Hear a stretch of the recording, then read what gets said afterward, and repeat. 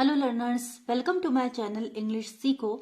This is my second video on active and passive voice. In previous video we learned to change sentences given in present indefinite tense into passive voice. In this current video we are going to learn how to change sentences given in past indefinite tense into passive voice. So जिन्होंने present indefinite tense को passive voice में convert करना अभी तक नहीं सीखा है वो इसके पहले वाले वीडियो को प्लेलिस्ट में जाकर के ढूंढ करके सीख सकते हैं। पहले तो हम यही देखेंगे कि पास्ट इंडेफिनिट टेंस होता क्या है, पास्ट इंडेफिनिट टेंस को पहचानते कैसे हैं। पास्ट इंडेफिनिट टेंस की दो पहचान होती है, एक तो ये वर्ब की सेकंड फॉर्म लेता है अफर्मेटिव सेंटेंस में, और उसके अलावा अगर नेगेटिव है या इंट्रोगेटिव है तो उसमें डिड का इस्तेमाल किया गया होगा। आप यहाँ पर देख सकते हैं, मैंने 3 एग्जाम्पल्स लिख रखे हैं। पहला एग्जाम्पल है वी वॉच्ड अ मूवी, हमने एक फिल्म देखी। तो ये पास्ट टेंस की बात हो रही है, बीते हुए समय की बात हो रही है। यहाँ पे वॉच्ड जो है वो सेकंड फॉर्म है, वर्ब की सेकंड फॉर्म है। सेकंड है he did not tier the paper, यहाँ पे डिड लगा है। डिड को देखते ही आप आसान, डू का पास्ट टेंस होता है डिड, तो यहाँ पर डिड नॉट लगा हुआ है। डिड नॉट के साथ वर्ब की फर्स्ट फॉर्म आती है, तो ये आपका पास्ट इंडेफिनिट टेंस है। अगेन ये इंट्रोगेटिव सेंटेंस है। इंट्रोगेटिव सेंटेंस में सेंटेंस की शुरुआत डिड से होती है। Did she break the rule, again यहाँ पर फर्स्ट फॉर्म वर्ब की इस्तेमाल होती है। तो आपको दो चीजें देखनी है, या तो वर्ब की सेकंड फॉर्म लगी होगी और या फिर डिड का इस्तेमाल किया गया होगा। अगर ये दो चीजें हैं तो आपका सेंटेंस पास्ट इंडेफिनिट टेंस में है। अब अगर सेंटेंस पास्ट इंडेफिनिट टेंस में है तो हम उसको पैसिव वॉइस में कैसे चेंज करेंगे। अगर आपका सेंटेंस पास्ट इंडेफिनिट टेंस में है तो उसके लिए एक बहुत ही सिंपल सा रूल है।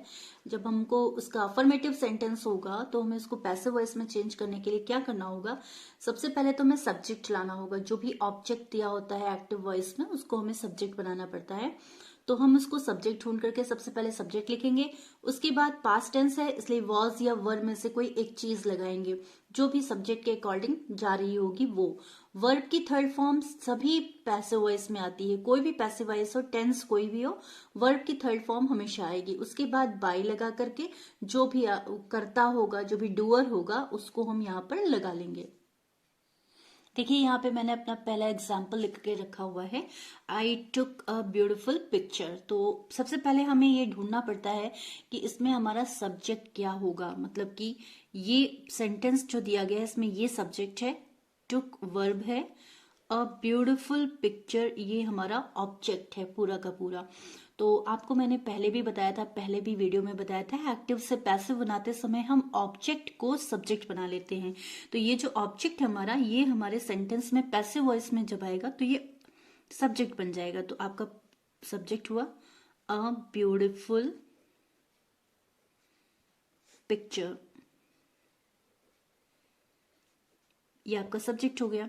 उसके बाद आप सब्जेक्ट को ले जाते हैं ऑब्जेक्ट के नीचे, तो ऑब्जेक्ट के नीचे आप यहां पर ले जाएंगे तो बाय लगाते हैं, बाय मी हो गया। फिर टुक, टुक वर्ब की सेकेंड फॉर्म है और इसकी थर्ड टेक टुक टेकन, तो हम टुक की थर्ड फॉर्म लगा देंगे टेकन। और अब हमें वॉज या वर्ड में से कोई एक चीज लगानी है, तो आई के साथ आता है वॉज।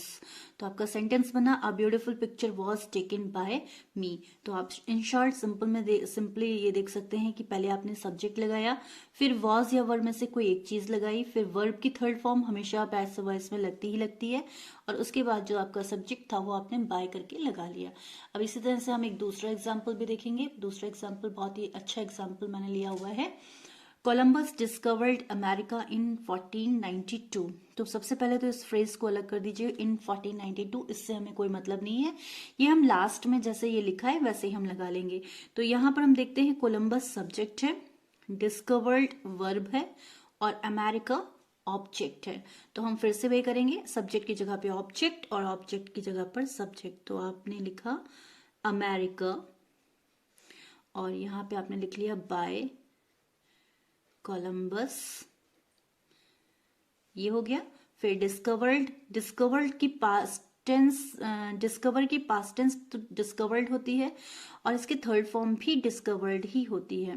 जितने भी ईडी वाले वर्ब होते हैं वो सेम रहते हैं। और अब इसमें आपको वॉज या वर्ब में से एक चीज लगानी थी, तो अमेरिका के साथ आएगा वॉज। तो America was discovered by Columbus और इन 1492 वो अपनी जगह पे रहेगा, उससे कोई मतलब नहीं है, उसमें आपको कोई बदलाव नहीं करना है। इसके बाद दो और एग्जांपल्स मैंने ले रखे हैं, इसको भी हम लोग देखेंगे कैसे बनाते हैं। इसमें देखिए शी आपका सब्जेक्ट है, ब्रोक आपका वर्ब है, अ ग्लास ऑब्जेक्ट है, यस्टरडे टाइम को बता रहा है, तो ये टाइम फ्रेज है, इसको हम लास्ट में यस्टरडे जैसे लिखा है वैसे ही लिख देंगे। तो अब हम शुरू करते हैं। यहाँ पे ऑब्जेक्ट को सब्जेक्ट बना लीजिए, अ ग्लास। अब ग्लास के बाद आपको वॉज या वर्ब में से एक चीज लगानी है, तो आप वॉज लगा लीजिए। ब्रोक, ब्रेक का पास्ट टेंस है और इसकी थर्ड फॉर्म होती है ब्रोकन, तो a glass was broken by her yesterday. Yesterday जैसे लिखा है वैसे ही रहेगा अपनी जगह पे। इसी तरह से लास्ट वाला देखिए, they saw red fold last year. They subject है, सॉ वर्ब है, रेड फोल्ड ऑब्जेक्ट है, लास्ट ईयर टाइम फ्रेज है। तो आपने बनाना शुरू किया, सेंटेंस आपका रेड फोल्ड से शुरू होगा, तो रेड फोल्ड के पास साथ आएगा was, Red Fort was, saw see की पास्ट टेंस है ये, और सी सॉ सीन, तो seen, Red Fort was seen by them last year. तो ये आपका अफर्मेटिव सेंटेंस था। अब हम दूसरा देखेंगे, दूसरा टाइप सेंटेंस का, जिसमें कि आप जानते ही हैं कि नेगेटिव आ जाता है। तो नेगेटिव के लिए हमको क्या करना होगा, सब्जेक्ट लाना होगा, वॉज या वर अपनी जगह रहेगा, बस वॉज या वर के बाद नॉट आ जाएगा, वर्ब की थर्ड फॉर्म अपनी जगह रहेगी, और बाय के बाद जो आप प्रयोग करते हैं कर्ता का, डूअर का, वो लेकर के आएंगे। तो फर्स्ट एग्जाम्पल देखिए, मैंने लिखा हुआ है he did not finish the work soon. इसका भी मैं आपको बहुत ही आसान सा तरीका बता देती हूँ, इसमें कुछ नहीं है, इसमें बाकी आप सब्जेक्ट की जगह ऑब्जेक्ट, ऑब्जेक्ट की जगह सब्जेक्ट, नॉट अपनी जगह वर्ब की थर्ड फॉर्म, ये सब तो आप करते हैं, सिर्फ आप डिड को देखते ही वहां पे वॉज या वर लगा दीजिएगा, जो भी सब्जेक्ट के साथ जा रहा हो। देखिए जैसे कि आपका ऑब्जेक्ट यहाँ पे क्या है, द वर्क, तो आप यहाँ पर लेकर के आइए द वर्क, ठीक है। इसके बाद आपका डिड आता है ना, सब्जेक्ट की जगह पे आपने ऑब्जेक्ट लिख लिया, फिर डिड को जब आप यहाँ पे चेंज करेंगे वर्क के साथ आएगा वॉज, नॉट अपनी जगह रहेगा, फिनिश के का आपको लेकर के आना है थर्ड फॉर्म, तो फिनिश का थर्ड फॉर्म हो जाता है फिनिश्ड, फिनिश्ड बाय हिम, और सून जो है वो फ्रेज है, तो यहाँ पर आपका सून जैसे लगा था वैसे ही आपने यहाँ पर लगा दिया। इसी तरह से दो तीन एग्जाम्पल्स हम लोग और देखेंगे। The robbers did not rob him. अच्छा, इसको हम पहले जैसे हमने बनाया था वैसे ही करके देखते हैं। द रॉबर्स यहाँ पर सब्जेक्ट है, डिड नॉट यहाँ पर आपका डिड आपका पास्ट टेंस में नेगेटिव के साथ यूज हुआ है, रॉब यहाँ पर वर्ब है, और हिम आपका ऑब्जेक्ट है। तो हम कैसे बनाएंगे, पहले हम ऑब्जेक्ट को ले आएंगे, तो हिम को जब आप सब्जेक्ट बनाएंगे तो ये हो जाएगा ही, और सब्जेक्ट की जगह पे यहाँ पे ऑब्जेक्ट के नीचे जब आप ले जाएंगे सब्जेक्ट को, तो यहाँ पे हो जाएगा बाई द रॉबर्स। मैं इसलिए दोनों तरह से करके दिखा दे रही हूँ कि कुछ लोगों को कैसे भी, कुछ को इस तरह से समझ में आता है, कुछ को उस तरह से समझ में आता है, तो आपको जैसा समझ में आए आप वैसे बना सकते हैं। इसके बाद हम देखते हैं वर्ब क्या है, हमारी वर्ब है रॉब, रॉब की थर्ड फॉर्म हो जाती है रॉब्ड, इसमें डबल बी लग जाता है रॉब्ड, नॉट अपनी जगह पे रहेगा, नॉट को आप रहने दीजिए अपनी जगह पे, और डिड की जगह पे आपको वॉज या वर्ब में से एक चीज लगानी है, तो यहाँ पर आ जाएगा आपका वॉज। तो ये होगा आपका सेंटेंस बना, he was not robbed by the robbers. Third sentence देखिए, she did not win the prize. अब की बार हम लोग इधर ही से चलेंगे। तो आपका ऑब्जेक्ट क्या है, द प्राइज, तो आप द प्राइज से सेंटेंस को शुरू करिए, द प्राइज, डिड की जगह पे वॉज या वर लाना है, तो आप ले आइए वॉज, द प्राइज वॉज, उसके बाद नॉट लगा लीजिए, विन की थर्ड फॉर्म हो जाती है won, the prize was not won, और यहाँ पे बाय हर, ठीक है, राइट। इसी तरह से हम लोग ये वाला भी करेंगे। इसमें थोड़ा सा लास्ट में चेंज ये है कि टू हिज हाउस लगा हुआ है, बाकी कोई चेंज नहीं है। ही अपनी जगह पर आप सब्जेक्ट है, इनवाइट वर्ब है, मी ऑब्जेक्ट है, तो मी को हम लेंगे आई, डिड के साथ यहाँ पे I was not invited, third form इसकी इनवाइटेड हो गई। I was not invited by him to his house. To his house को आप यहां पर भी लगा सकते हैं, और I was not invited to his house by him भी लगा करके किया जा सकता है। I was not invited to his house by him, ऐसे भी कर सकते हैं। इसके बाद अब हम लोग देखेंगे पैसिव वॉइस सेंटेंसेस बनाना सीखेंगे, इंट्रोगेटिव सेंटेंसेस, जो कि हमारे पास्ट इंडेफिनिट टेंस में दिए गए होंगे। तो पास्ट इंडेफिनिट टेंस में पास्ट इंडेफिनिट टेंस में वॉज या वर हमको सबसे पहले लेकर के आना होगा, क्योंकि ये हमारा इंट्रोगेटिव सेंटेंस होगा।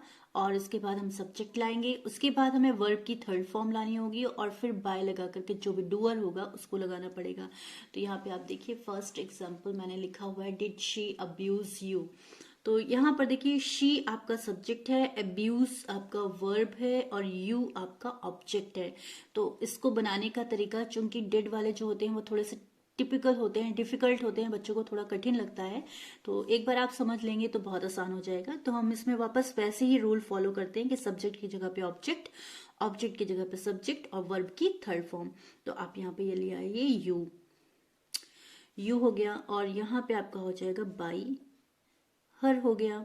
अब्यूज की आपको थर्ड फॉर्म लगानी है, लगा दीजिए, ये हो गया अब्यूज्ड हो गया। डिड है तो आपको क्या बताया गया था, वॉज या वर में से कोई एक चीज लगानी है, तो यू के साथ वर का इस्तेमाल होता है, तो आप यहाँ पर लगा देंगे वर, क्योंकि हमको सब्जेक्ट से मैच करना है। तो वर यू अब्यूज्ड बाय हर, और क्वेश्चन है, इंट्रोगेटिव है, तो इंट्रोगेटिव मार्क लगाना मत भूलिएगा।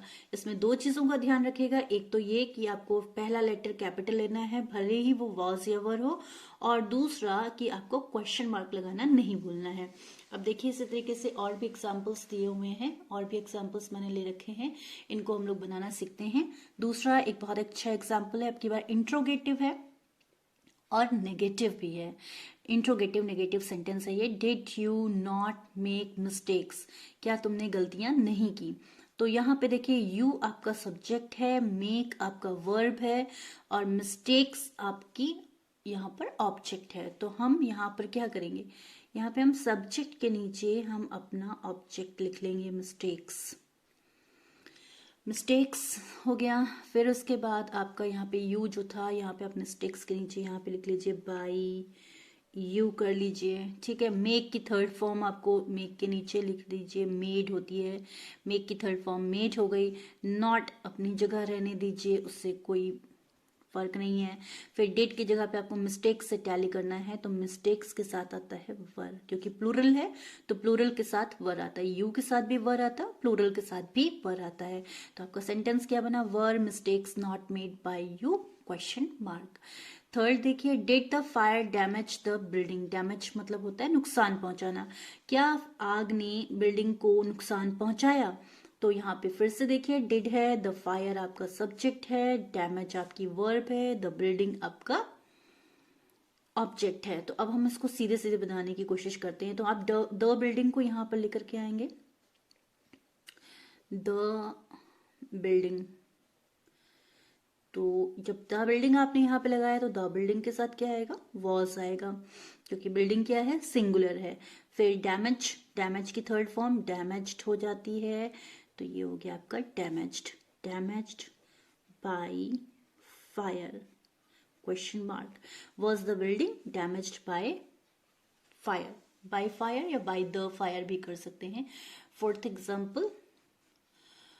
एग्जाम्पल देखिए, why did he send the notice. अब यहाँ पर थोड़ा सा आपको देखने में सेंटेंस डिफिकल्ट लग रहा होगा, लेकिन ये सेंटेंस डिफिकल्ट है नहीं। क्यों नहीं है, क्योंकि इसमें यहाँ पे वाई जो लगा हुआ है इससे हमें कोई मतलब नहीं है। हम इसको जैसे वाई लगा है वैसे ही तुरंत हम उसके नीचे वाई, जितने भी WH वर्ड होते हैं जैसे शुरू में लगे वैसे ही लगा दीजिए, कोई फर्क नहीं है। उसके बाद ये आपका ही सब्जेक्ट है और द नोटिस आपका ऑब्जेक्ट है, तो आप यहाँ पे द नोटिस ले आइए। द नोटिस, सब्जेक्ट के नीचे आप ऑब्जेक्ट लिख लीजिए अपना द नोटिस। द नोटिस के साथ वॉज आएगा या वर आएगा ये आपको देखना है, तो ये आएगा आपका वॉज, तो आपने डिड के नीचे वॉज लगा लिया। उसके बाद आपका सेंड है, तो सेंड की थर्ड फॉर्म हो जाती है सेंट, जितने भी डी वाले होते हैं उसमें टी लगा देते हैं, तो सेंट हो जाती है। और फिर उसके बाद हमें बाय लगाना है, तो बाय हिम हो गया। देखिए कितनी आसानी से बन गया, देखने में कितना डिफिकल्ट लगता है। अब इसी तरह से फिफ्थ वाला देखिए, इसमें भी फिर से मैंने एक अच्छा सा सेंटेंस लिया हुआ है। तो व्हेन जो है, व्हेन से कोई मतलब नहीं है, व्हेन को व्हेन रहने दीजिए। द इंडियन टीम ये पूरा सब्जेक्ट है आपका, विन आपका वर्ब है और द कप आपका ऑब्जेक्ट है। तो हम द कप को यहाँ पर ले आते हैं, ऑब्जेक्ट को सब्जेक्ट की जगह पर। और अब हम ये देखते हैं कि द कप के साथ हमारा वॉज आएगा या वर आएगा, तो आपको क्या लगता है? वॉज आएगा। फिर इसके बाद हम विन, विन की थर्ड फॉर्म हमको सोचनी है, तो विन की थर्ड फॉर्म हो जाती है वॉन। और उसके बाद आपका क्या बच्चा? By, by the Indian team. मेरे पास जगह कम बच रही है तो मुझे इसको नीचे लिखना पड़ेगा, bye the Indian team question mark. तो सेंटेंस बना, when was the cup won by the Indian team. देखिए कितना डिफिकल्ट सेंटेंस है लेकिन कितनी इजीली बन गया। और लास्ट हम लोग जो देखने जा रहे हैं ये बहुत ही टिपिकल एग्जाम्पल है, कई बार पूछा जाता है और इस तरीके के सेंटेंसेस आते हैं हु वाले। पिछली बार भी मैंने बताया था, हु सेव्ड हिज लाइफ। यहाँ पे हु आपका सब्जेक्ट है, सेव्ड आपकी वर्ब है और हिज लाइफ आपका ऑब्जेक्ट है। ये सेंटेंसेस जो होते हैं वो इस तरीके से बनते हैं कि बाय होम, बाय होम। उसके बाद आप हिज लाइफ आपका ऑब्जेक्ट है, तो आप हिज लाइफ को ऐसे लिख लीजिए, हिज लाइफ के नीचे लिख लीजिए। और इसके साथ चूंकि आप जानते हैं कि इंट्रोगेटिव सेंटेंस में हमेशा हेल्पिंग वर्ब पहले आती है, तो हिज लाइफ के बाद आपका आएगा वॉज के साथ आएगा, हिज लाइफ के साथ आएगा, तो वॉज हिज लाइफ सेव्ड। तो ये आपका सेंटेंस बन गया। इसी तरीके से आपको ये सेंटेंस भी मिल सकता था, मान लीजिए ये सेंटेंस ऐसे भी मिल सकता था, who did not save his life, ऐसे भी मिल सकता था कि अब की बार यहाँ पे डिड नॉट लगा हो सकता था, तो भी इसमें कोई डिफिकल्टी नहीं है। आप हु की जगह पे लगाएंगे by home, by home was his life, वैसे ही रहेगा। और जो नॉट होता है हमेशा सब्जेक्ट के बाद आता है, ये आपका सब्जेक्ट है, इस सेंटेंस का ये सब्जेक्ट है, तो नॉट सेव्ड। तो ऐसे आपको इसको बनाना पड़ता है। तो ये हमारा था पास्ट इंडेफिनिट टेंस में आप एक्टिव वॉइस से पैसिव वॉइस में कैसे कन्वर्ट करते हैं। और ये सारे के सारे एग्जाम्पल्स मैंने कवर करने की कोशिश करी है। फिर भी अगर आपके मन में कोई एग्जाम्पल हो तो आप वो मुझसे कमेंट बॉक्स में पूछ सकते हैं, मैं आपको उसका सॉल्यूशन बता दूंगी। तो ये मेरा वीडियो ख़त्म होता है, तब तक आप पढ़ते रहिए, अच्छे से करते रहिए। Happy learning.